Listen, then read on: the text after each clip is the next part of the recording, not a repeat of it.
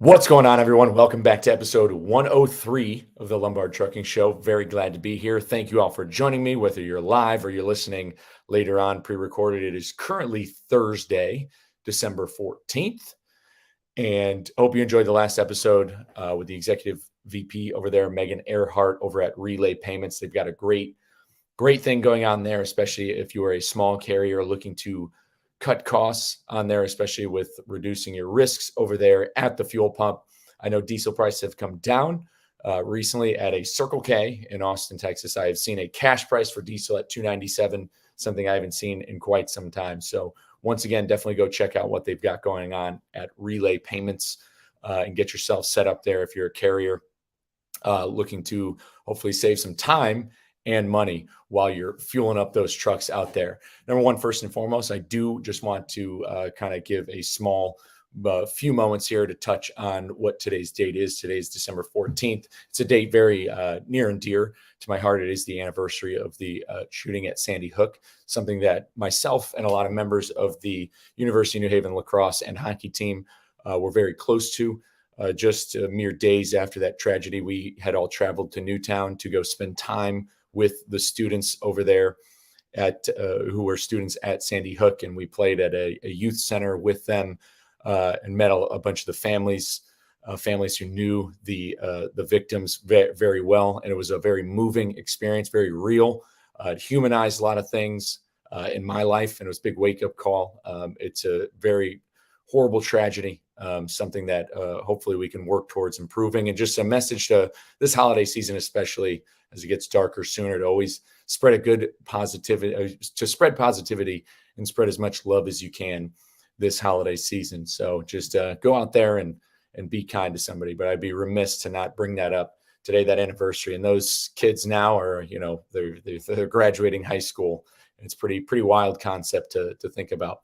But without any further delay, let's get right into today's episode. Got an awesome guest on here who works for Gnosis Freight. And now Gnosis Freight deals a lot in ocean container freight. And it's something that I've been really wanting to dive deep into on the show, because we talk about trucks, we talk about railroads, we've talked about so many things. And domestically, when it comes to America's highways, as complicated as the highways are, now blow it up to the entire freaking planet of what we've got with oceans. The highways in America are at least very regulated, heavily regulated with weigh stations and all this sort of stuff. But the oceans overall are lawless. But somehow, the product still gets this country on containers from all over the world, on ships from all over the world. And it's really a fascinating thing that I think we take for granted. So without any further delay, I want to bring the CTO of Gnosis Freight right up onto the show, Mr. Jake Hoffman himself. Let's bring it on in. What's happening? How's it going, man? Glad to be here. Yes. No, glad to have you here. So where are you coming out of? You're in Charleston? Yeah, in Charleston, South Carolina. You can't really see it, but the Ravenel Bridge and the harbor is right outside the window. We're right downtown, right on the peninsula, and got the ocean terminal right out on the other side of the water right there. Now that's awesome. I got to ask, before we dive into it, was why Charleston, so to speak? I know Charleston's a great town. I've spent a little bit of time there. But, there's a lot of ports out there. I know Gnosis, you guys have been around. How many years now have you guys been in business? Our CEO, Austin, started the business in 2017, so about 6 years. So fairly new. And is he from the area originally? Is that why you got Charleston, or how come no other port? Yeah, we moved here. I think it was kind of by accident. Austin came to Charleston because there was a freight forwarder we were working with that was in Charleston. And the plan was to come here for a year or two, and he was doing it, and then I came in 2018 to come kind of work with him. And the plan was probably do that for a year or two, and then maybe move to Atlanta or somewhere, because I was in Atlanta before and he'd been there a little bit. And then we just fell in love with the city and decided, you know what, we're just going to stay here and tell everybody if they want to work at Gnosis, they got to live here, and been here ever since. No, that's awesome. I definitely always root for companies that have decided to either uproot or move themselves into like medium-sized cities. Some gentlemen I'm going to have on the show from Repower, like Repower deals with trailer rental. Those guys are great, and they're in Chattanooga. So it's great to see. I love seeing. I feel like in transportation, especially, any sort of business can thrive in these medium-sized cities. Like instead of going to Chicago, maybe go to Toledo, Ohio, or something like that. So I think it's cool that Nice. you guys are there.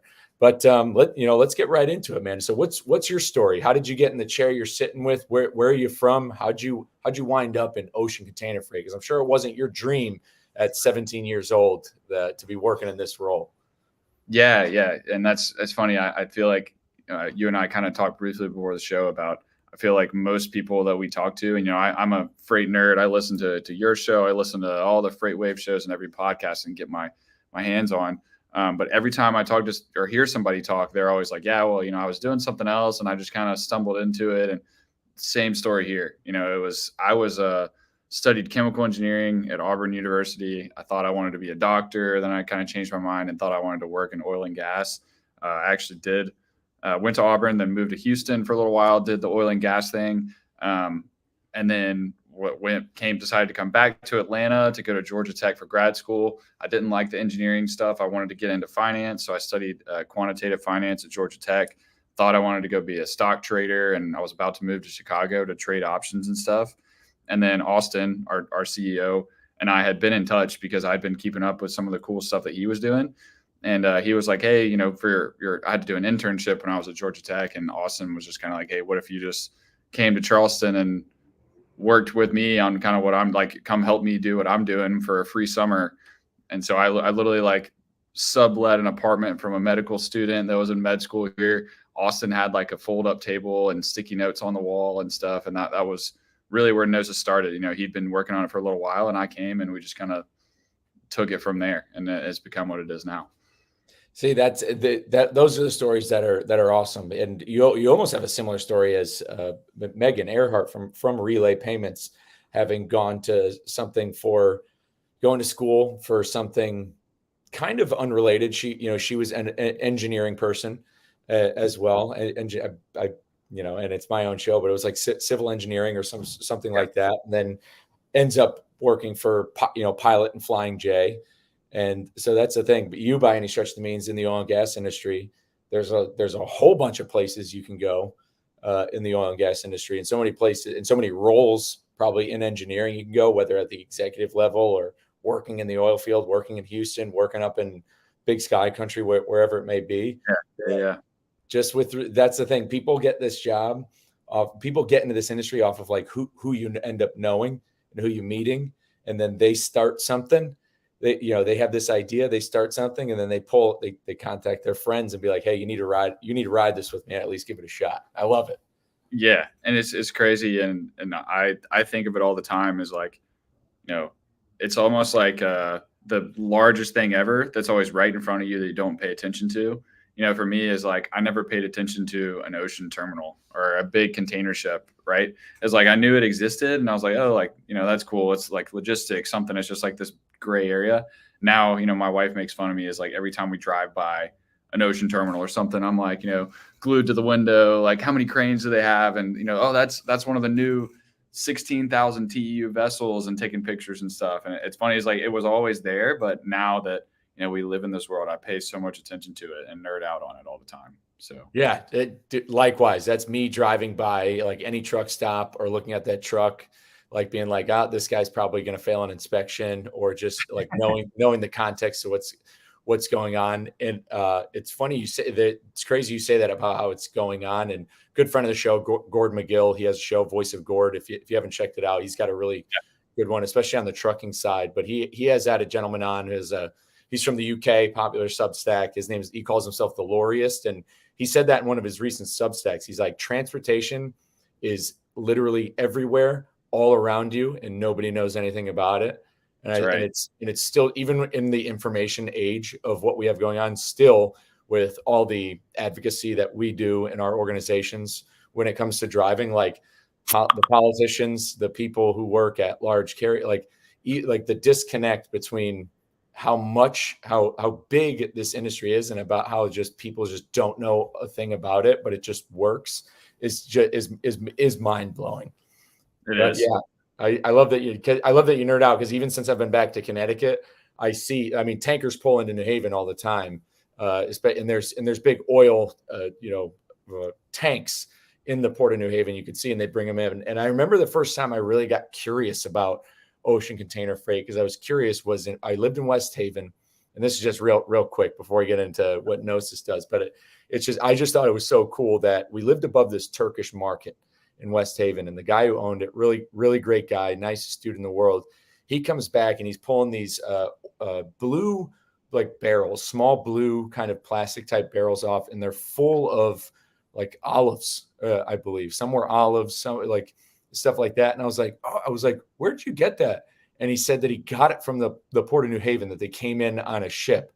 And I was like, Wow. this guy is like, owns a little niche like Turkish market in a small, well, it's a city, 50,000 people in Connecticut. And here he is bringing them, and he goes down to the port to go.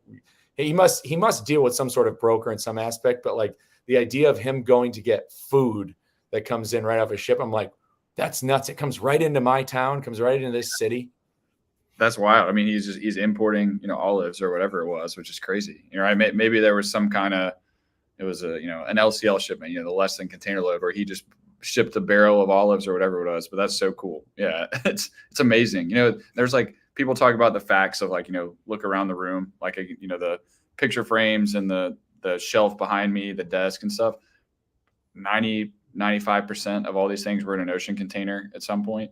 It's just really cool, right? And it's like came from somewhere around the world, was in an ocean container. A truck picked it up at the origin point, picked it up at the destination. Maybe it went on the rail. It's just really cool that all that stuff works all the time, right? Yeah. Oh no, and Reed says it best. Reed from Lost Freight is that this industry, and I've repeated this on the show, but the industry is like run by these crazy truck drivers, because we're all crazy. We all have these stories, and truck drivers with the toothpicks and everything, and all these stories. They're essentially like the last American cowboys. You have them. You have like Zinn fueled brokers who were working, or recent college grads who are ringing gongs, and then all this screaming and yelling at each other. But at the end of the day, your wife can leave right now and go fill up her car tank, and can go get a bag of potato chips. And it's going to be there. No matter all the screaming and all this stuff that's just flying back and forth, it still happens. I love it. It does. It gets me fired up. That's funny. You mentioned the Zen fuel of brokers and stuff. I love that. Like Reed puts something on LinkedIn, like, day in the life of a broker. And it was like, wake up, cold plunge, Zen, cold brew. Like that stuff's so funny. Yeah. The Sigma grind set, trolling. Yeah. I love that stuff. But exactly. Let's dive right into it. So Gnosis Freight, you wind up there with your CEO, Austin. You guys come together. Why do you start Gnosis Freight? What's the Gnosis story? Yeah. So he started it really at the very beginning. He studied supply chain and data science at Auburn. So his, career trajectory, he actually studied what he does now, which is, not like I can say at all, but he got connected with a freight forwarder here in Charleston. And the entire goal of Gnosis at the beginning was he knew that there was a way to take the data science stuff that he had learned and apply it in a real way to businesses. And originally he was doing some inventory optimization stuff, and it was really focused on customers of the freight forwarder. So the freight forwarder was like a sales channel for him to talk to retailers and people that were importing and things to help them with inventory management. And then it got to like, hey, well, we're writing code to do this. Let's write code to help the freight forwarder. So we literally wrote like automating emails. Like the freight forwarder would receive an email from an ocean carrier about a specific shipment, and we'd read the subject line and like send it to the right account manager or something. It's like an invoice would come in and we'd make sure it went to the accounting team, just like simple internal automation stuff that we were doing. Right. And that's kind of where it started. We gradually, got to the point where the operations people, the freight forwarder were like, hey, instead of sending me all the information, can we like put it in a portal and show it to our customers? And so that was where it became like, we were the tech of the freight forwarder, like facing the customer so they could log in and track their shipments and do stuff. And then gradually from there, so there's so many iterations to what we've done at Gnosis, but from there it was shipper focused. The shipper was like, hey, what I have with this freight forwarder is awesome. Well, now we want to do that with all of our shipments. If I ship it with Kuehne+Nagel or go direct to CMA or Maersk or a big ocean carrier, I want all my shipments in this so that I can manage it here. And so that's what our product is today. That there's been a million other iterations since then, but that's like the story of how we got to where we are. No, that's pretty awesome. So you'd say that Now, say Gnosis, say this never happened. And Yep. what kind, like, so if you guys didn't exist, Austin doesn't dive into this in 2017, this doesn't exist, there would still be just bad communication issues going on, and people would be just fighting over this data that they're Yeah. looking to consolidate. Yeah. And I mean, we're not all the way there yet. Our customers, we think, are happy, but there's so many containers and so many things going on in the world. The SOP for operating and moving containers around the world is still emailing spreadsheets everywhere. That's the main thing that we try to eliminate is like, it doesn't matter who you're moving freight with or anything. There's always going to be some communication that's like, hey, I need an Excel report of what containers I have arriving at the port, right? Those are the processes we're trying to eliminate by putting it all in, one place so people can go look at it. But then people have kind of done that before, right? And so then we go an extra step. It's like, hey, we're not only going to put it in one place, we're going to go get all the data for you too. So like we have the track and trace, the data engine of tracking containers around the world.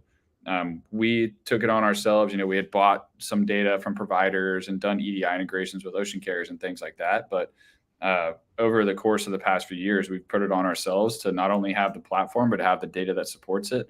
So like we do all the data integrations with the ocean carriers, the individual terminals, ocean terminals themselves, the class 1 rail carriers in North America.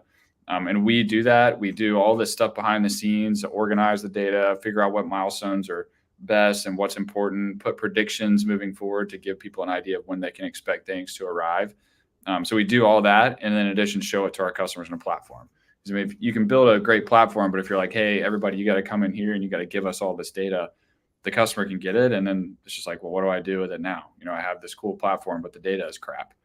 So we kind of do both. We think the data piece of it is super important. If you don't have good data, then what good is the platform, right? Yeah, absolutely. And so what you're talking about right now is what you offer which is that Container Lifecycle Management program. That's right. Yeah. And so it's, no, go on. I was to say, so that's where our CRO, Michael, like kind of coined this term, because we found that like people in the industry and in domestic transportation as well, you talk about visibility all the time. You hear visibility, people say it all the time. And we felt like we were just another person screaming visibility, and that at that point, no one was going to listen. And so the way that we differentiate that is it's not just like telling you where stuff is, it's giving you the ability to actually manage it. And so that managing the life cycle of the container, it's not just telling you, hey, it's on a ship, it's at this point, but did it clear customs yet? Have you assigned a drayage trucker to go pick it up?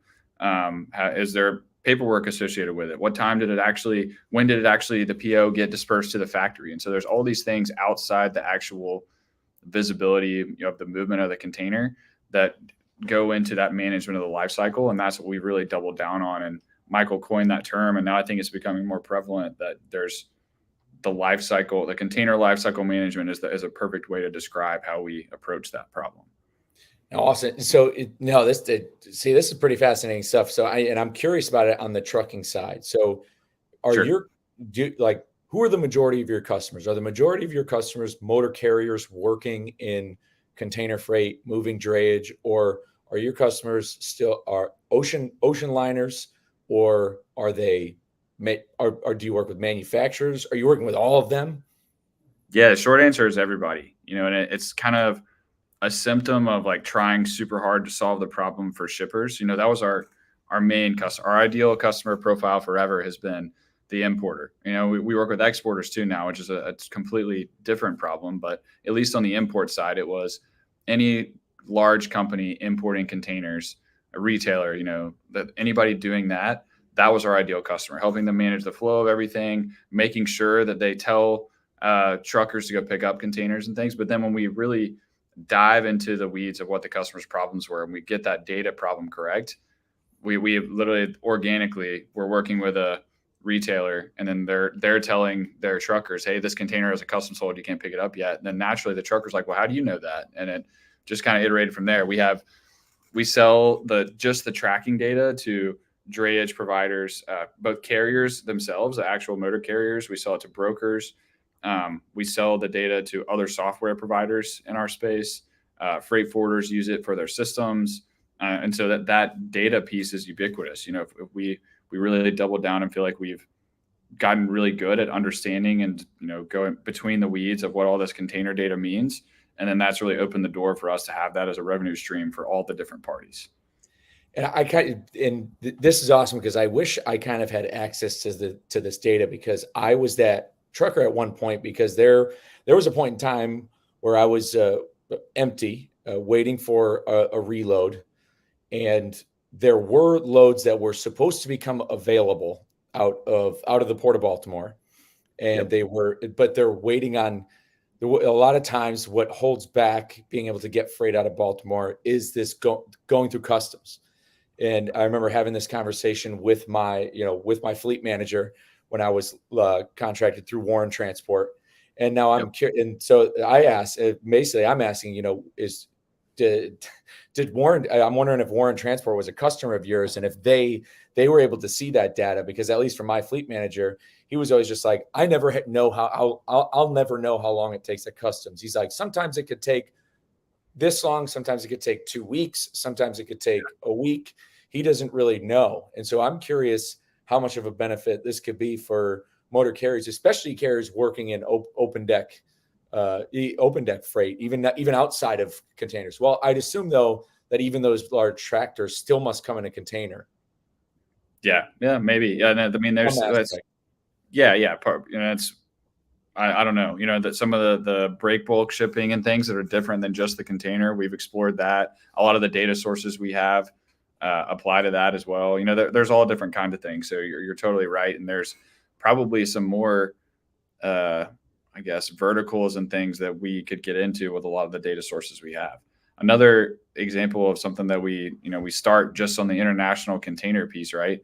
But then if we go to the class ones, we talk to the BNSF and UP and CSX and those guys. There's an entire world of intermodal domestic rail moves that we now have the ability to track.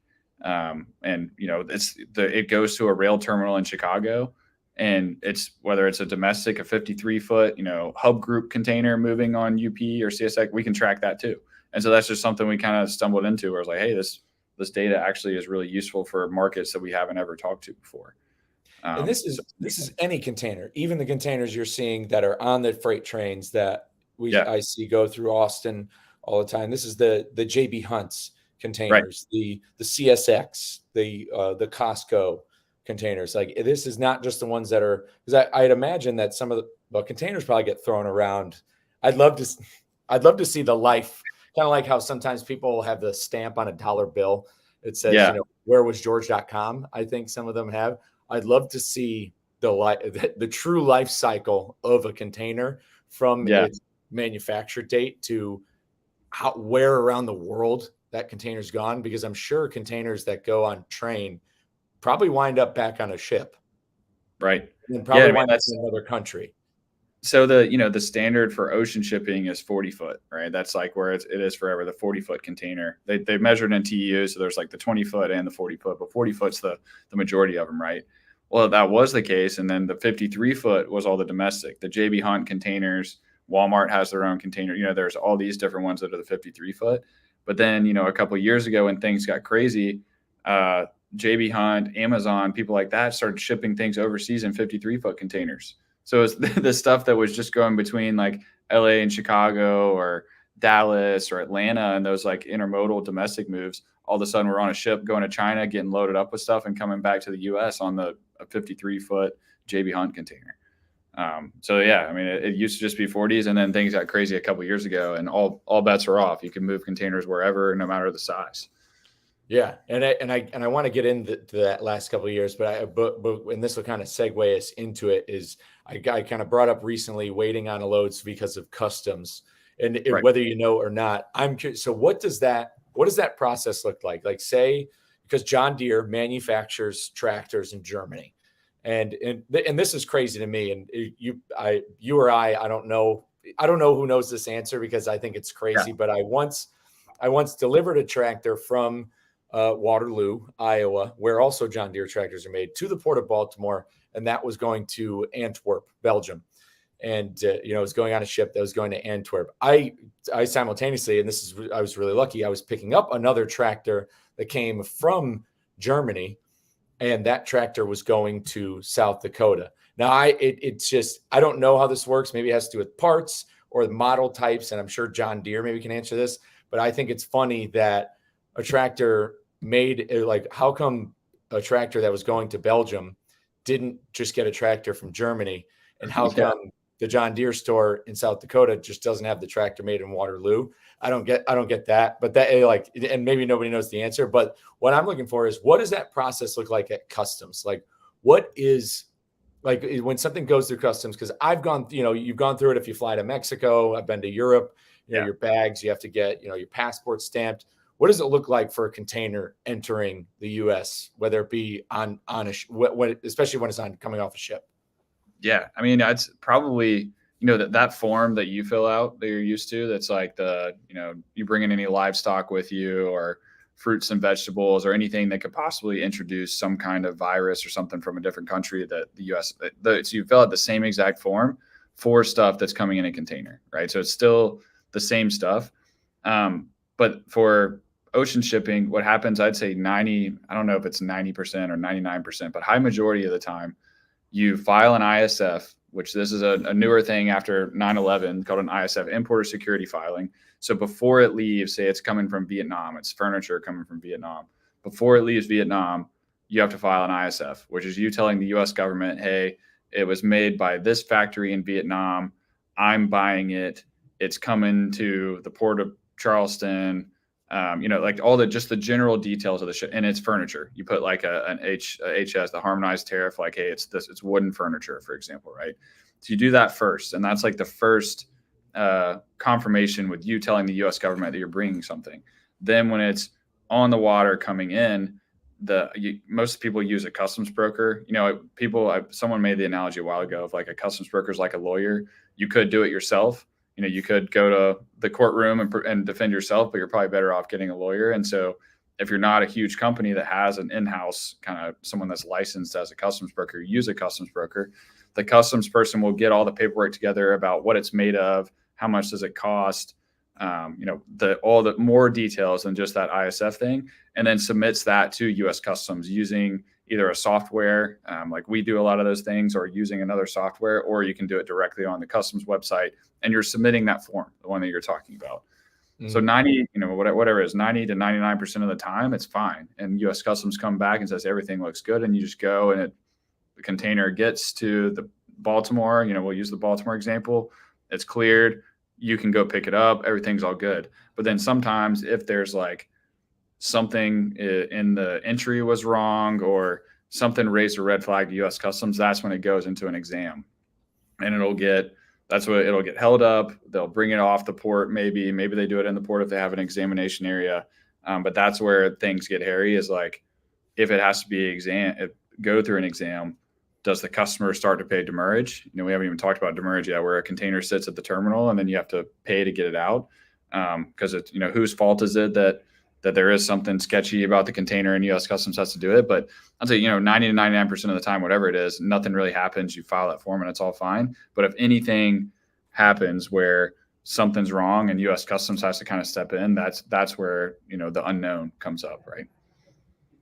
And that's what's I think the most frightening, that I think people don't get, is because, I've seen these ships and I see how many containers on them. And how is that? I'm sure demurrage happens often. It does.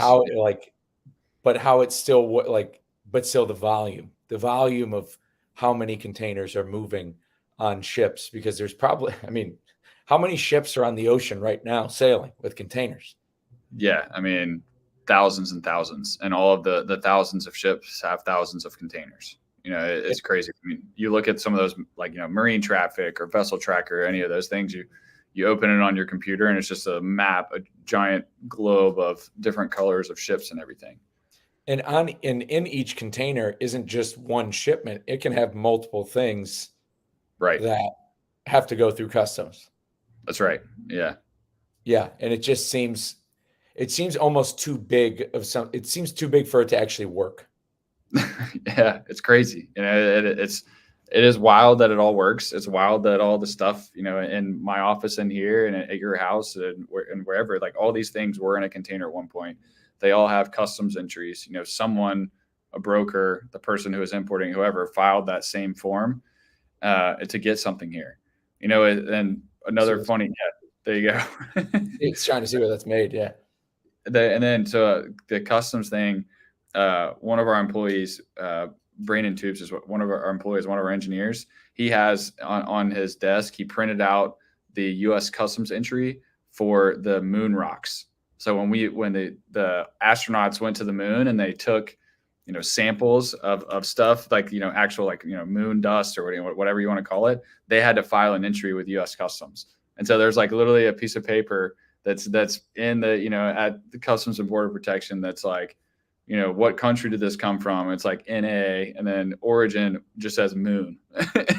So I was going to say, what the point of origin is not a legal, it's not a sovereign nation. So it literally says moon on it. Yeah, it's hilarious. How can you legally import something from a place that has no sovereign government? You can't verify the moon's legitimacy. Yeah, could be getting fooled.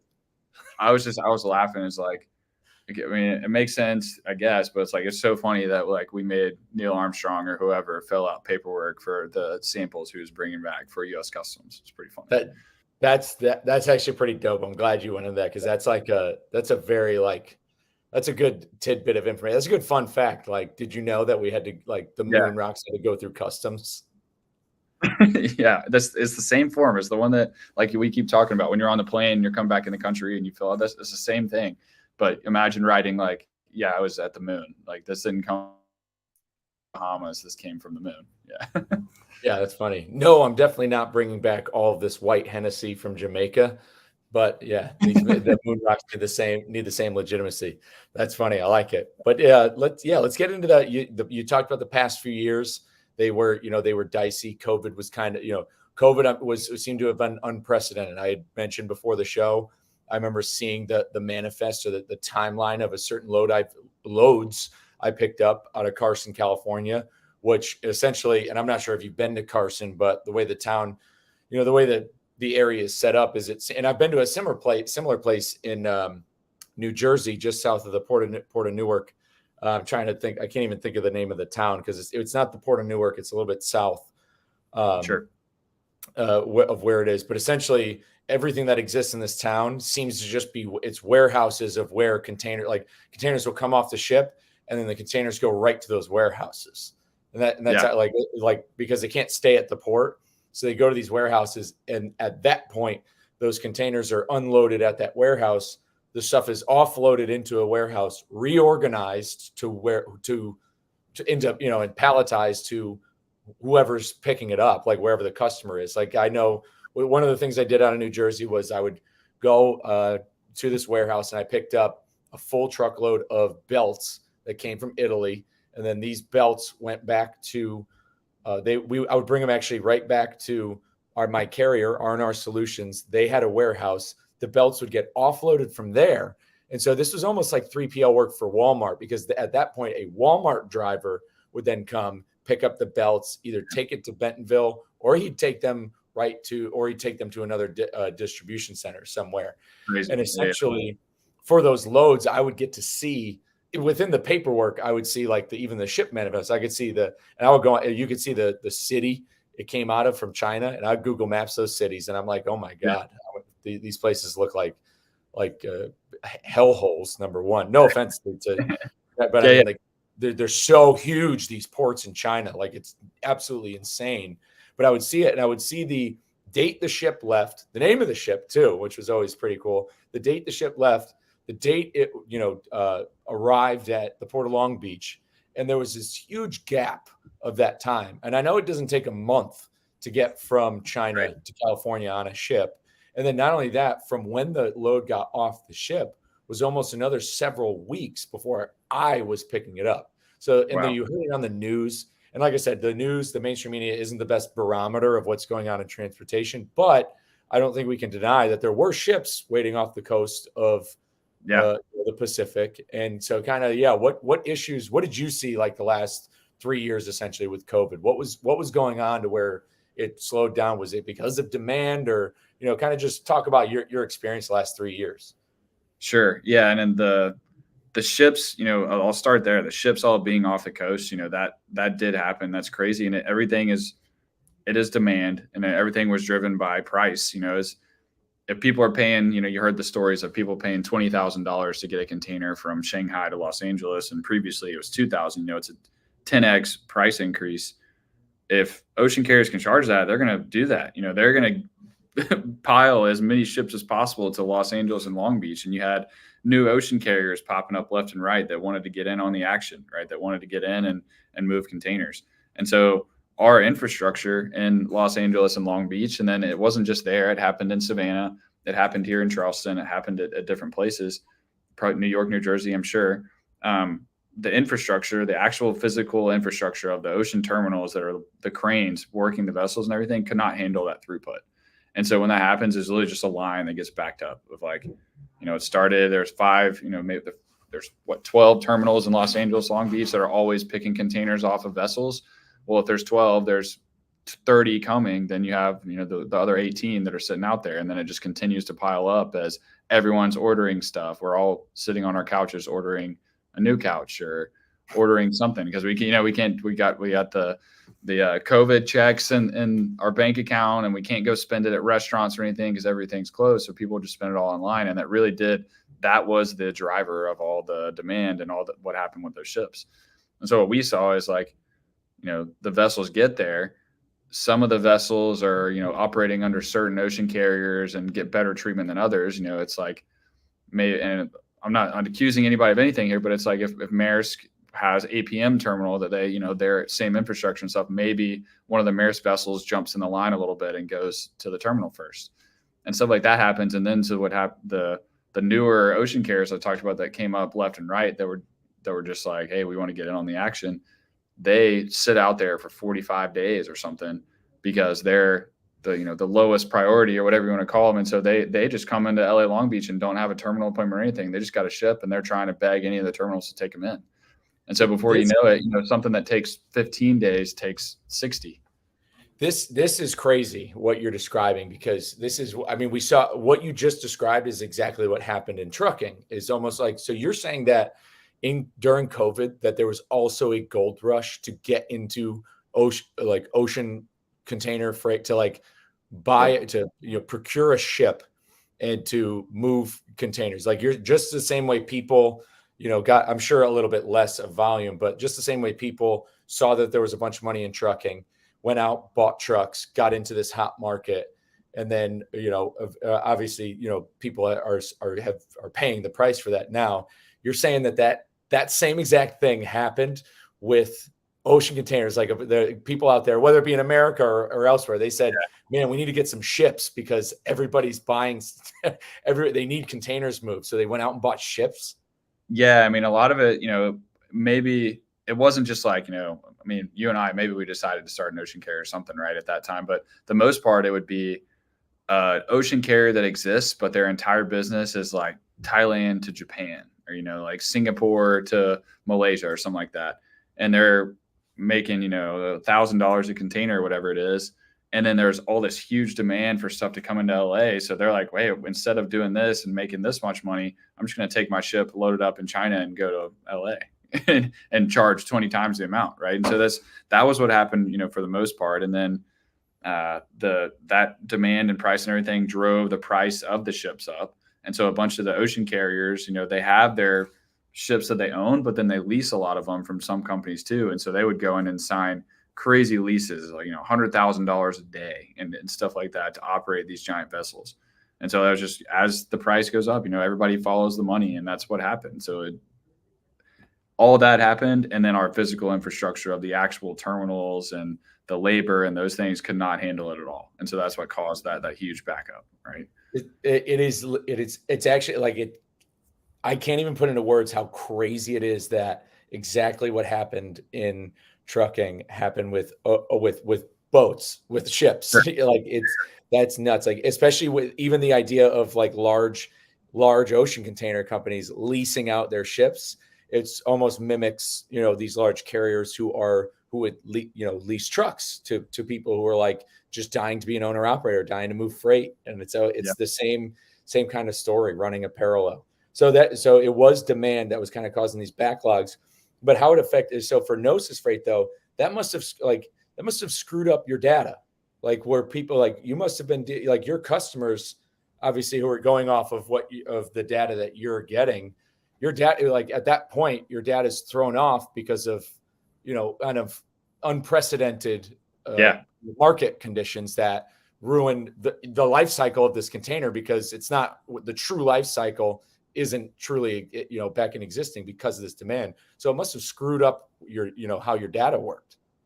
Yeah, for sure. I mean, I'd say as soon as it happened, like they say the first couple of weeks, whenever there's this huge vessel backlog, we don't, system can be machine learning and AI and everything can be as smart as you want. But in order for it to be able to predict something, it's got to have some kind of historical data to train itself on, right? And there is no previous slamming the ports with all these vessels and everything to even train a model on. But what we did do is we at least, as soon as it happened and as soon as the backup started happening, as soon as we could have some kind of pattern to recognize, and you can project it forward and you can say, hey, I know that the transit time listed on the website says it's 17 days, but it's actually going to be 43 or whatever it is, because the last container we tracked that went through that took 43 days. And so we can immediately get some empirical data and start training models that are at least in tune with what's currently happening. No way to kind of predict that before it happens, but you can at least adapt really quickly and give people realistic expectations.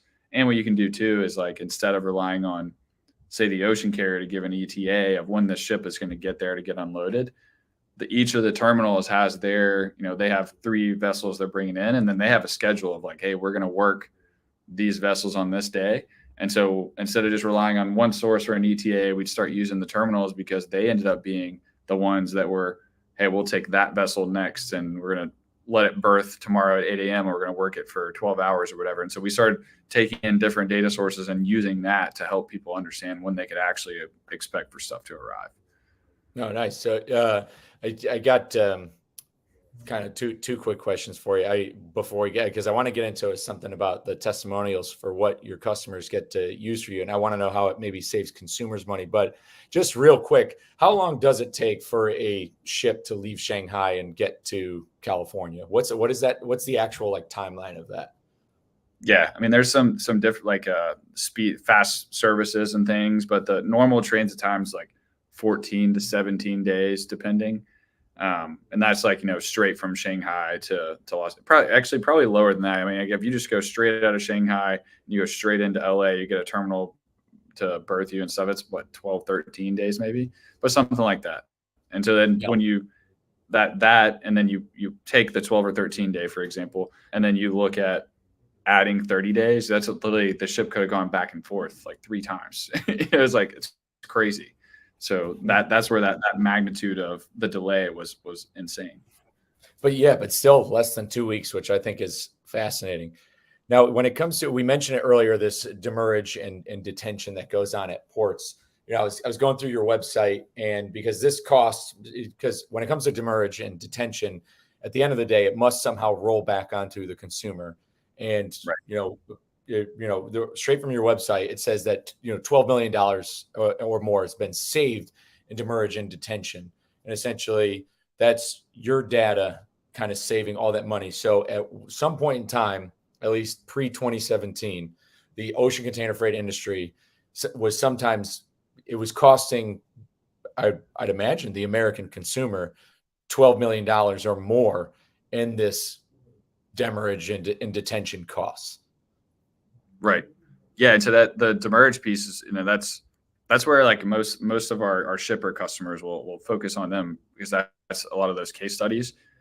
That is where we look at what they're paying for the data they start with Gnosis, and then through the first 6 months with implementing and getting the data right and everything, that's where those savings immediately happen. And to your point is I don't know, I'm sure, but it is the transportation is a line item that goes into the cost of everything, right? So if those demurrage charges are just accepted as a part of doing business, then eventually it's passed on onto the consumer, I'm sure. Mm-hmm. And I mean that the $12 million example you had, we've seen crazy, a lot higher numbers than that. We have 6 or 7 case studies of the exact same demurrage saving thing. And it's always in the double digit millions of dollars over a course of 6 months or whatever it is. It was crazy a couple of years ago, whenever, and some of it was by choice. If you're a big retailer and your warehouse is full and you're trying to fulfill orders and stuff and you don't have anywhere for containers to go, you just say, whatever, we're going to pay $500 a day and just leave it at the terminal. it's storage, right? And then that's where, it became a problem for the terminal, because then they have all the full containers sitting there that they're holding for people, and then they don't have anywhere to put any new ones. So that it's, some of it's by design, by choice, whatever. It's crazy to see those numbers, but it's real. We've seen it so many times with these large companies that are managing these thousands of containers coming in. Maybe they have a great plan of where to put them, maybe they don't. And so just by us putting all the data in one place, doing the calculations in real time about how much is all this going to cost you, bringing it up to the top, like, hey, if you don't move these 5 containers, they're each going to cost you an extra $1,000 tomorrow, according to the contracts and things. That's where those savings numbers come from. It's just putting together a bunch of data and surfacing the exceptions to the top to help people understand how to handle it. It's crazy. You said you went to school for financial financial studies in grad school. Correct, right? That was Georgia Tech. You said that's when you leaned into finance.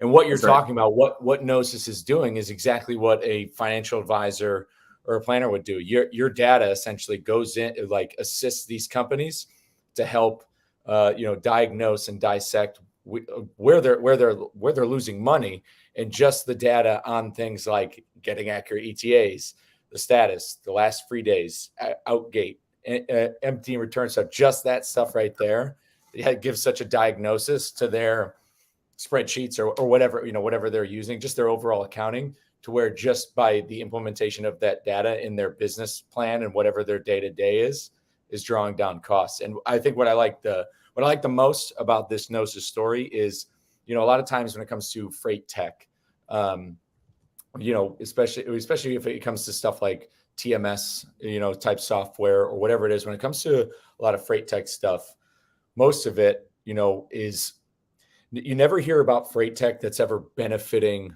truck drivers, so to speak. And, this is a trucking show.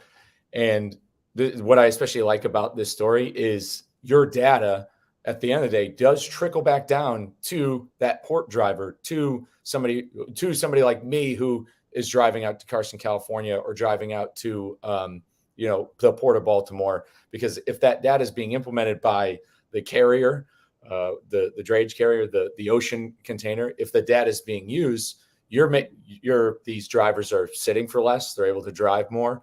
And so it's a freight tech company that truly has a rollout benefit that does come down to the driver. Whereas a lot of times, and I talk about this, I talk about this on the show too, is that we see technology enter this industry and it becomes another burden onto the truck driver. It's almost another regulation the driver has to deal with, or it's something else that's either tracking them or whatever it is. And I think that's the best part. So, I mean, when it comes to advocating for Gnosis, man, I'm going to be pounding the war drum for you guys, because what you're doing sounds like it can have an inherent benefit to the guys, the guys moving the freight. And for those people who work on those ships, I can only imagine the quality of life, the people, and that's a whole other thing. I'd love to dive into that topic, is the whatever labor standards go on these ships. And that's what I kind of wanted to dive into next, because it involves, because this is what's most interesting to me. And I think when it comes to ocean container freight, and I think what the most frightening part about ocean container freight are things like, well, I want to get into the weaponization of China's supply chain and kind of how the global economy is. But I also want to talk about something because people don't like this, and it has to do with the Jones Act. And I remember I was trying to lobby early on to my congressman, and I live in Texas, and I got redistricted, so I have this new congressman. But either way, there was this one bill called the Ship It Act that was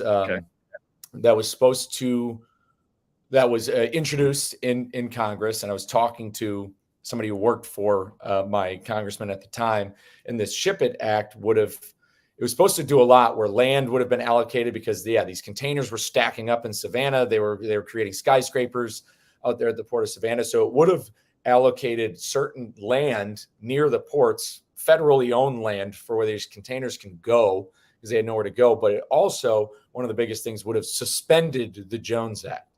And then that's when I started kind of like peeling the layers back of that onion. And it was kind of a libertarian-based bill. It was kind of bipartisan too, though.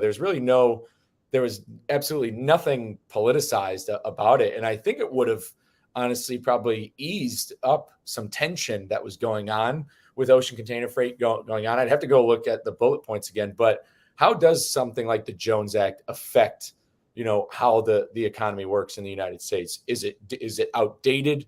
Kind of what we still need it. And for those people who don't know what the Jones Act is, if you want to kind of go into it. Sure. Yeah. Well, what is the Jones Act? It's like, it has to be, in order for something to call multiple U.S. ports, it's got to be a U.S. owned ship, run the U.S. flag and something else. But the implications of it and it being, to what you said, is it outdated? Our opinion, yes. I don't get too political on what we think but that's what Michael, our CRO, and I talk about it all the time. Is like, that's just something that's been around 100 years, and it was originally put in place for national security implications of like, hey, if it's going to be at these U.S. ports, then it needs to be something controlled by us.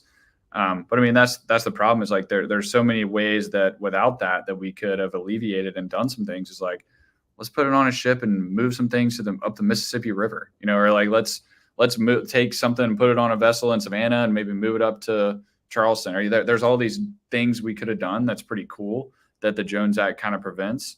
And so that's where it just needs to be looked at again. And then it sounds like there was a bill that you were lobbying for, and there's, I don't know if it would have temporarily suspended it or probably just needs to be totally rewritten to accommodate the current way that things move around the world, right? Yeah. So you're saying things would move a little bit more efficiently, especially in the U.S. Yeah, for sure. Yeah. And there's, you have the Jones carriers that, was it Tote Maritime? There's a couple of those that do like the, Costa Rica, or not Costa Rica, like Puerto Rico and Jacksonville. And like they do some of those moves, and this Matson, Matson to US. So that, like, those guys are great. They have really specific roles in container freight of moving things between places in the US. I think Tote also has like an Alaska service, for example, right? And that's great, but we need to somehow make it to where people can do more things like that. And it would give us a whole lot more options the next time something like COVID happens. So the next time there's a lot of congestion and things, that we have more options at our disposal that's not limited by a somewhat outdated legal reason. Yeah, no, I basically kind of agree with you. When you read it at face value, as like somebody who considers anybody who considers themselves like a patriotic American, when you read it, you're like, man, you're like, hell yeah, it makes you think, you're like, yeah, it should be, it should be American, like it's by word. But when you like zoom out, you're like, wait a minute, it's kind of holding us back. And if anything, if it was kind of rolled back, it would probably lead to a reduction in prices of stuff. Sure. Yep. Mm-hmm. Definitely possible. Yep. Oh no, go on. Sorry, you were speaking. I was just agreeing with you. I mean, anytime anything gets more efficient, then prices could go down, right? If we make things easier, with all the stuff we've been talking about with demurrage and things, if we can eliminate those things, prices should go down. So if we have more options at our disposal to move things around the country and make goods flow, what we've been talking about the whole time, this crazy world of transportation that we live in, if options are cut off and it causes problems, then prices go up. So if we can reduce, something like that, cutting off options, then things would get more efficient and prices should go down just naturally. Absolutely. And kind of breaking off from this, and we were talking before the show, and I'm a big fan of Ross Kennedy and his content and what he does, and he's a big fan of you guys. But he has been beating the war drum. Him and John Conrad, they both beat the war drum for. Sorry, this pop-up just came up. They've been beating the war drum about America's shipbuilding capabilities, the idea of overall maritime strength, especially when it comes to shipping. Ross has specifically mentioned how China has weaponized the supply chain. He refers to, and I don't want to possibly ruin any relationships, but he's referred to Costco, COSCO, as the Chinese East India Trading Company, so to speak, and how China essentially operates under mercantilism. It's not capitalism. They are conquering they conquer the market. It's truly not a free market in what we're dealing with. And I mean, do you see this? I mean, essentially, and I was just, a friend of mine just had back surgery recently. He had a herniated disc, whatever, and he has this medication for something that he has to take for like a couple weeks or something post surgery. Yeah. And I looked at the back of the origin of where this medicine comes from, and the medicine's created in China. And essentially, China holds hostage the nutrients for animal feed. Our pharmaceuticals are held hostage by China. And look, I'm not saying that we shouldn't trade globally and that ships shouldn't, like, we've been doing this stuff since the Dutch, the Dutch have been doing this. The Dutch East India Company. We've been trading and sending ships all around the world forever, and it's never going away. Whether they were going across the Mediterranean in the Roman Empire, whatever. The bills of ladings have been around for over 500 years. Obviously, the world is going to trade.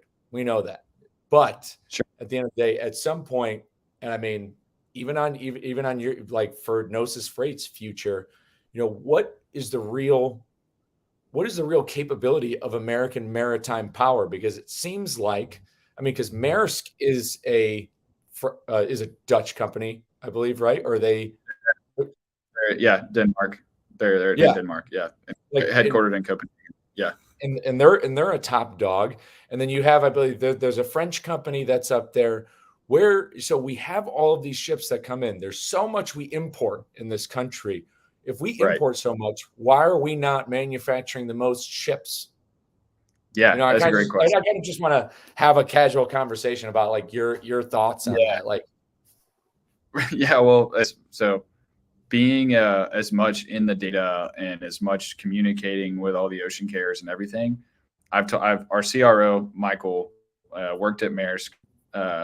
He worked at Maersk before he came to work with us, and I, a couple of years ago, went to him and I was like, hey, like, why don't we have a United States, like a large ocean carrier? Because we had APL was American President Lines, and then now that was purchased by CMA. It's a part of the CMA, which is French, right? And so you think, like, you have CMA is French, Maersk is in Denmark, and then you have MSC, which is Italian, the Italian family, but then it's headquartered in Geneva. Hapag-Lloyd is German. You can go down the line and, like, attribute, like, each of the largest ocean carriers in the world to a country that's not the United States.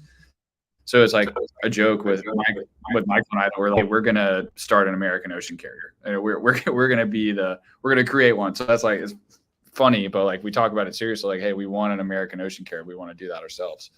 So that, I mean, I don't know why, like I said, we have the Jones Act carriers, we have the Matson and Tote and some of those people, which is cool. But yeah, I mean, that's a great question. I don't know the answer. It seems like that'd be smart for us to do. Speaking specifically on China, I'm not the best person. Somebody like Ross is definitely the best person, or, Michael, even our CRO, I keep mentioning, they have strong opinions and know a lot more about the weaponization of the Chinese supply chain and how that kind of can affect us. What I'll say from a factual standpoint is, you keep hearing all these things about nearshoring. Our trade with Mexico is increasing, and we're diversifying overseas to where we're getting more to Vietnam and India and Malaysia and places like that.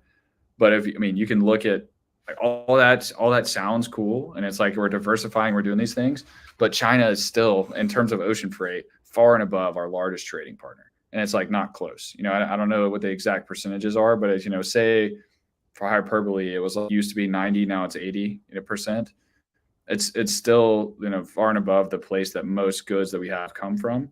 And so I still think we're a long way from, like, we're not reliant on China for X, Y, Z, whatever it might be. I think it'll get there as we continue to do all the things we're doing. But right now, it's still, in terms of ocean freight, definitely our largest trading partner by a long shot. Yeah, it's just wild to think, considering, like, my parents, right, and your parents are everybody kind of remembers like how the Cold War was, the idea of, how things were basically from post World War II to essentially when the Berlin Wall came down. And you think like we weren't trading with the Soviet Union. We weren't, we weren't Yeah.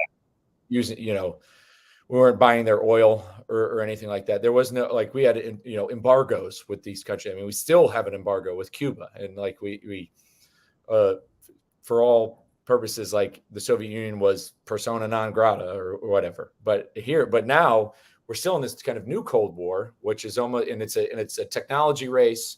It's an espionage. There's probably still espionage races going on. We definitely have, CCP operatives probably definitely operating within the U.S. and Canada, North America. But yet at the same time, the supply chain can't function without our partnership with China. And what's crazy is who does, like, it's just, and this is just me thinking out loud, is who holds the upper hand? Because in a way, you could say China holds the upper hand because they could just say, oh, we don't need to send our boats to you. But then also, if they don't, you're looking at, China's billion some odd people population not making any money. So it's like, Yeah, so we are the demand. We are the demand in that case, which is interesting. So I don't know, in that, like, who would be better off if we just stopped. I don't know what the answer is. You saw me typing and saying, I pulled up really quick on some of our data, and it was like for the past month, I think 33% of containerized imports came from China, something like 33%. And this number may not be exact. It's from some U.S. customs data and stuff. And then 6% is Vietnam, and Vietnam was second. And that's in terms of ocean freight. Of course, our trade with Mexico, there was some article recently where our actual trade with Mexico did surpass in terms of, I don't know, dollars of goods or something in China. But just from an ocean freight perspective, China is still the largest in 5x second place. So it's pretty crazy. I mean, it's crazy to see that growth in Vietnam. Like, talk about what a total split from a country we're at war with for so long. And now, I mean, I have a friend of mine he's over there right now. This other girl I know from high school, she lived there for 2 years, and we're essentially, their economy is like, even though they still live under this communist type government, their economy is exploded in growth and stuff like that. I know we're running on time, but I do want to know this because we're talking about China and their shipping market. You have relationships with ocean carriers. And I'm curious about that. I'm assuming you've been on a cargo ship. You must have been on them and seen them. What's the labor look like? Who's working on these ships because we know, at least in the ports in the US, this is, union labor, longshoremen, but because we look at truck drivers and there's 4 million of them or so moving freight across the U.S. at any given time. And they're all, crazy guys like me with a mullet running up and down doing push-ups. You've got, all these different people. You have Chris Thomas out there with his pneumatic tank, all of us and all of our freight nerd friends. But what's the labor look like on a ship? Are Americans doing this job? Like, do you know, like, is this a job that Americans should sign up for? This is just general curiosity. Like, who's working on these ships? Is it a viable career? Like, because I know a friend of mine's dad was a merchant marine. We have schools for merchant marines. What's that look like? Embarrassingly, you mentioned, like, I've been in several terminals and been like there when they're working and everything, but I've never toured an ocean vessel. That's like, I want to so bad. I've like been up close and been, the Port of Charleston across. We have a great relationship with them, obviously, and we go there for port tours all the time. It's my favorite thing ever to nerd out on the actual operations of everything. But I mean, being inside of one, seeing the people on it, I don't know. It's so cool. It's sad and that's that embarrassing. Like, I look at this data all day long. I look at all the cells in our database of like, and the inside of a vessel, at least I know I can literally map out, like, you give me the 6 numbers of like the container positioning, the stow plan, and I can tell you, it's like, that means it's on this column, this row, and then like what it means and what I know what it looks like inside, but I've never been there myself. Would love to. And that's on my list of asks with their ocean carriers that we have relationships with, they're continuing to work with, is I want to go on one of those one day. And maybe, I think Michael, our Sierra, that he worked at Maersk, he did like get on one and go from port to port one time. And he says the coolest thing. I'm sure it'd be super cool, right? I see like these videos of some of the the Merchant Marines that put it on YouTube and stuff of them going through the Panama Canal or like something like that would just be fascinating and all. Yeah. That's like, I'm not gonna lie. That would be like one of the coolest things to do is either go through the Panama Canal, go through the Suez Canal, go around the Cape of Good Hope, right? Is that under like those under South those Africa? Under South Africa, like those like shipping lanes, like to be able to see and do that is like fascinating. I got two more solid questions for you. One's an easy one. What besides Charleston, so to speak, what's your favorite port? I'm sure you've seen a couple. Do you have a favorite one you work with, or the easiest, or the coolest looking, or the most advanced? What's your favorite, and or who's the best port? Like what's the best port in the U.S.? Yeah. All right. I don't want to hurt any feelings. I'll give a couple of answers. One, we're in Charleston. So Charleston's the best. I'm going to say that and just throw it out there that they're the best, of course. But I'm super, super impressed and have been for a while with the Port of Norfolk. The Port of Virginia is doing a lot of really cool things. They're, kind of leading the charge in the U.S. for modernizing and doing some cool stuff. I was at a conference recently with their CEO and with a couple of people from there, and they're doing some really cool things, and they've got capacity. They're fully embracing automation and doing some stuff that's really cool. So I throw them up there. Another kind of funny, I mentioned at the beginning of this that my wife kind of makes fun of me because I nerd out on some terminals and all that kind of. I was actually in Barcelona summer or last May maybe, and we did a hike like up just outside the city, like a hike up the mountain, and you got to the top and we're visiting this like historical monument, and you look over the side and the APM Barcelona terminal was down there. And it's wild Spain. Because I'm in Spain. Yeah. And I'm used to Port of Charleston. There's all these people with hard hats on, they're operating cranes and they got the office and it's busy, really cool when you take the tour. At the Barcelona terminal, there's nobody there. It is fully automated trucks driving from point A to point B, and containers are getting off. Like it was empty, but it was still operating. I sat there and watched it for 10 minutes, and it's still operating. The containers are coming off the vessel. There's little I don't even know what you call them, but the little yard things that take a container from one point to another and stack it. All of it was going, but there was nobody there. It looks completely empty. And so that's interesting. Is like we consider the United States forward and everything. And I don't want to get we don't and embrace a lot of the technology at terminals and those things, but it is crazy how far behind we are from a lot of other countries, specifically in Europe, probably for embracing that technology actually at the terminal. Yeah, I know that's a whole other conversation, because I know at least in the U.S., I mean, the unions probably do give a lot of pushback on that. There's probably a lot of legal and they're probably still strong in that regard. Whereas in Europe, Europe has labor unions, and I know Spain probably has their own political issues, but I mean, those people may have found, the people who were automated, odds are, I just feel like maybe in a place like China, they were able to find a place that has a prevailing wage, or not China, Spain. They might've found another place that has a prevailing wage. And at the end of the day, and I know, and like you said, I don't want to get like political or anything, but those ports are automated. At least those workers who did maybe work at ports in places like Spain don't have to like sweat or look over their shoulder because they don't have to pay for healthcare. Yeah. So there's little things like that. That's my biggest thing when it comes to automation in the U.S. So people don't realize it's not just the taking of jobs, is because when that job goes away, people are forced with the gap of losing their benefits. And I think that's like a kind of an unspoken, that's something that doesn't get talked about enough. It's just like, eventually the market figures itself out. You'll find another job. But if you're a guy who's working and then your job gets automated and your wife has cancer, then what? And I think that's me just thinking philosophically. Yeah. But last question for you, kind of going into this. Because like I said, I love the Gnosis story. I think what you guys have got, what you and your CEO Austin have built, is something that has a huge trickle down effect, even to the driver, because we talk about it a lot in this show, wait, detention times. And I sure as shit would never want to be a port driver. And I know people who are port drivers, and I'm sure, and it's because it's a lot of waiting and stuff like that. Apparently you guys are kind of easing that burden and making it a little bit easier even down the driver. So I love it. But what's the future kind of looking like for you guys? What's what's Gnosis? Is there, you don't have to give away any trade Oh yeah. secrets if you don't want somebody, and it's not like I'm going to steal, but yeah, you guys have a plan of like kind of what you see, where you see Gnosis go in the next 5-10 years.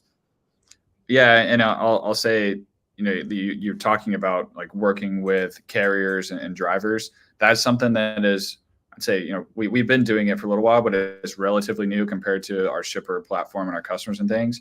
And we love it. To your point, is like, if we want to, instead of taking the approach of, hey, the shipper's our customer, so Mr. Carrier, give me all of your information or else, like that's, we feel like that's kind of been the MO, to your point, for a long time. Is like, the drivers and the carriers are a source of data for us to go turn around and sell. We're trying to approach it from the partnership perspective of, we know that you guys are necessary. You are the backbone of a lot of the supply chain and how it works.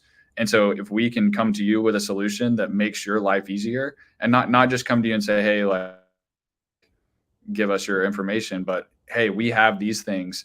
We can tell you when these containers are going to be available. We can give you better predictions and technology for you to use and things, and try to make it as easy as possible for you guys, to make it more of a partnership and an exchange than a one directional, give us your information so we can show our customer. Right.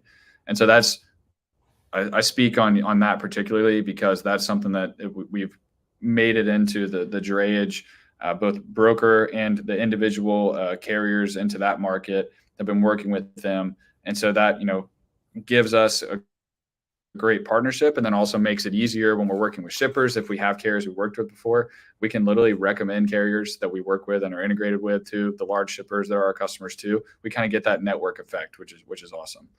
So I'll say that's, expanding our customer base and the different verticals that we've talked about is obviously on the roadmap. We have focused our data and everything has been focused on North America forever. And that's really just by demand. We embrace the class 1 railroads and the terminals in places in the US and Canada and Mexico just by the customers that we had and what they needed. But then we've expanded into Europe because the same people who are importing into US and Mexico and Canada are also importing into Rotterdam and Antwerp and Felixstowe and any of those places. And so our data granularity and coverage is excellent in Europe and continues to grow.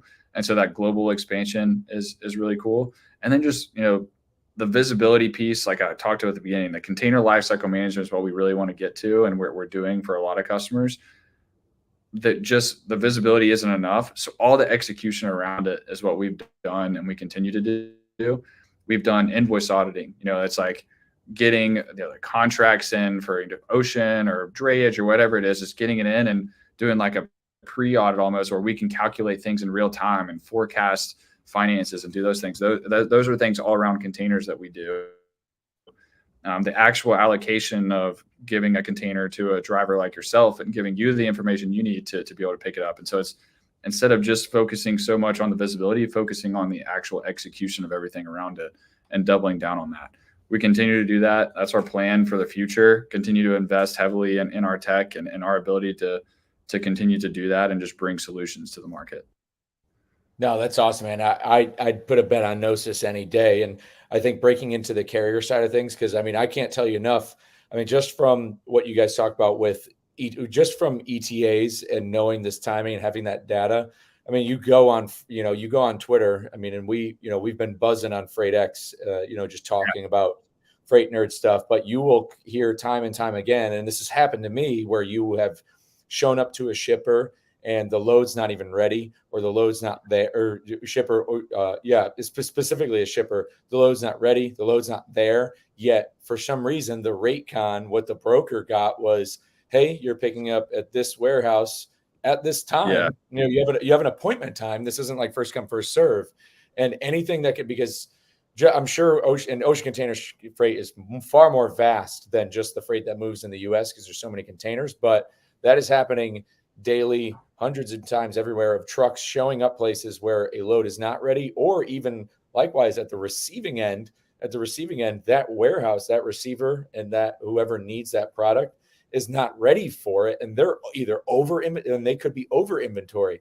And I think some of these issues have to do with the elasticity that's happened with COVID, with needing a whole bunch of inventory, because who knows if we're going to have another lockdown or, kind of that back and forth. So I think that comes down to those individual businesses making their own inventory decisions. But I think, cracking more on the carrier side and providing those solutions, that's good, man. Yeah, I mean, it's just great to hear that you're not just, hey, we're Gnosis, we got something great, we're going to sit back on our laurels and you can use this if you want.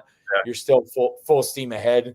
It's awesome. A fantastic story, man. I can't thank you enough for coming on. Before we sign off, let the people know, where can they find you if they're interested in talking to you about Gnosis. Are you, and even this as well, because I like to do it, you guys hiring people at all?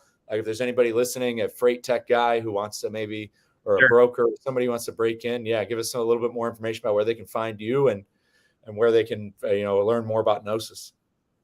Definitely. And, you mentioned it a few times, Reed and his Lost Freight community, we have a couple of our engineers here who are all in, and it's like, we have like our solution in Gnosis, and we've been in the international space for so long, but some of our engineers that talk to Reed and some of the on Freight X and on other places, we're starting to get the itch of like, hey, we're doing this over here, but we could just kind of change it up, and that'd be super helpful for these people that we're talking to. And that's, the greatest thing that I love, and employees tell me they love, they could be lying, but they say that it's just the ability to solve new problems all the time, talk to people, and just take the tech that we have, and we continue to adapt on and try to solve a new problem.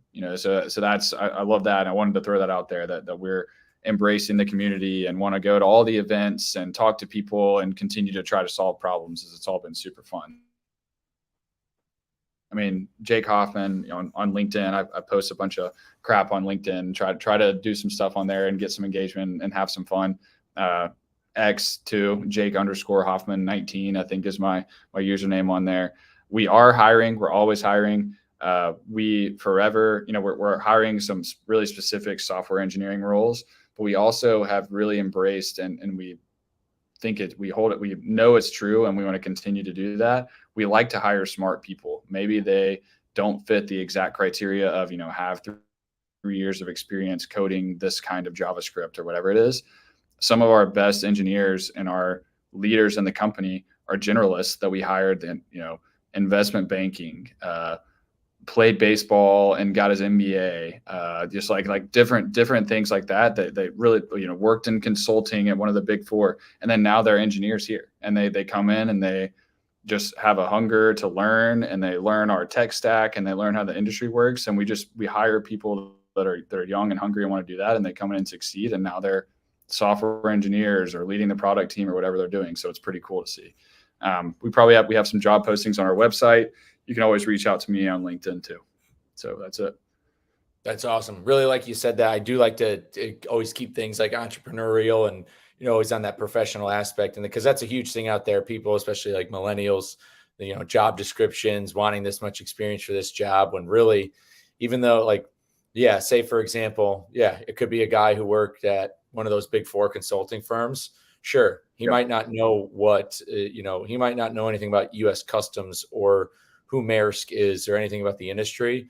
But man, if somebody's willing to just dive in to this industry and really wants to learn, they're going to come at it with new ideas. And, this is something, and this translates. This is something I learned. They told us in boot camp when I joined the Marines, was so the guys who shot, a lot of the guys who shot expert, on the rifle range, were the people who never shot a gun before.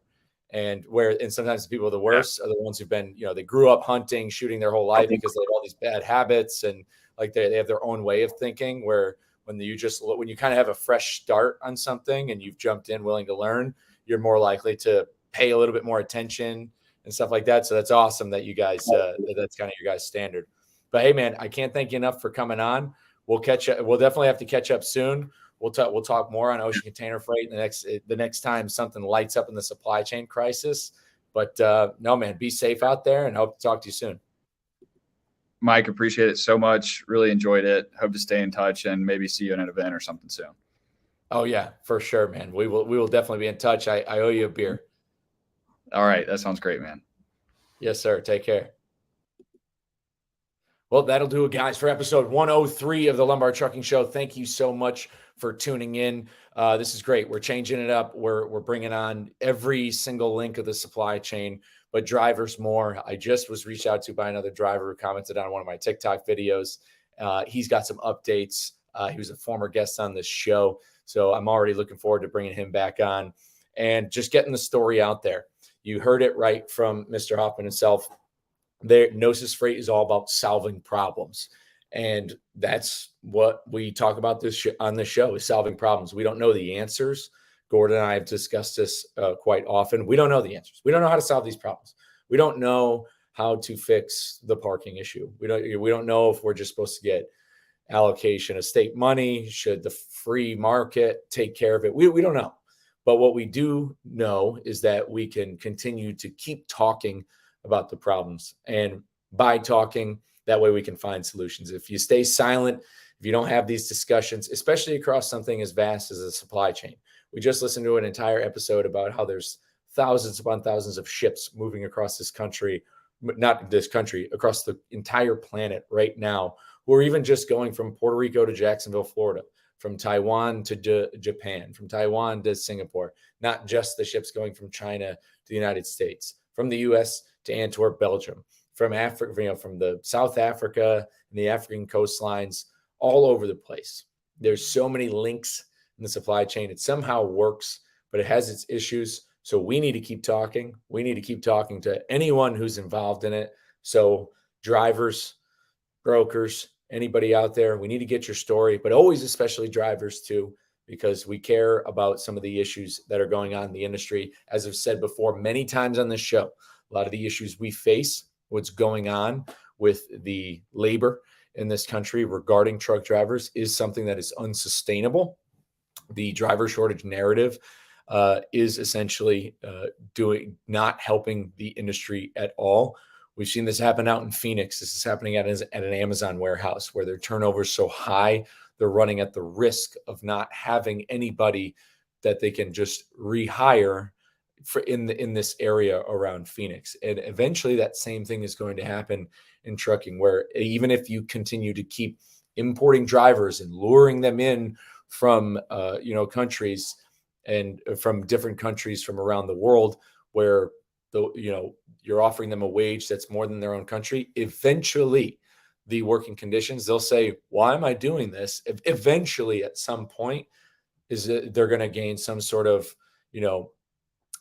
they're going to gain the confidence to say, wait a minute, things need to be a little bit different, especially for all the time that they're waiting, where they've left their country to try to make a better life for their family. And then they still get here and they have to deal with the issues that are going on in the industry. That's the road we're on.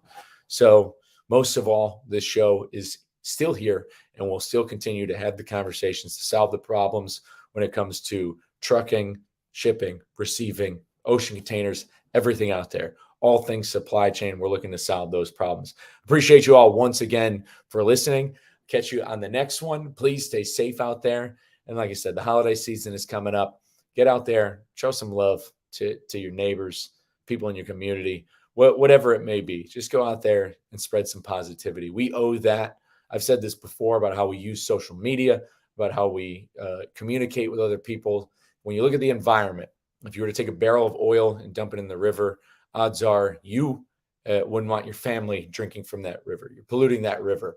And the internet works the same way. When you dish out there, it's one thing to have a sense of humor, but if all you're dishing out there is constant negativity, hate, and discontent, well, guess what? Guess what that does to the environment? Eventually it leaks out into, the parts of society that need it the least. And really they need us all at our best. So once again, take care. Happy holidays. I'm sure I will get a couple more episodes out before Christmas regardless, but enjoy your December. This is a phrase I've been kicking at my Orange Theory classes. It's something from the NFL. Remember December. It's just the last little bit of parting advice of, it doesn't matter how you play in week 1 of the NFL. It matters about how you're playing in December.